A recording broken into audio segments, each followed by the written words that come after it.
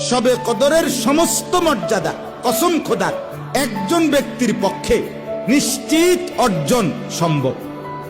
একজন ব্যক্তি এমন আছে যে পৃথিবীর কেউ যদি শবে কদরের মর্যাদা খুঁজেও না পায়, তালাশ করে না পায়, আপনি যাচ্ছিলেন যেই রাত শবে কদর হলো পরের বেজর রাত, আপনি যাচ্ছিলেন যেই রাত মনে করে শবে কদর আগের বেজর রাত চলে গেছে, হইতে পারে না এমন?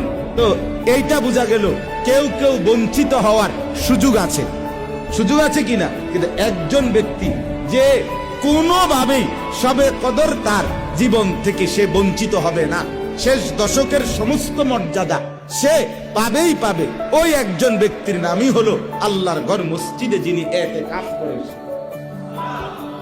এবার আর কোনো মান নেই।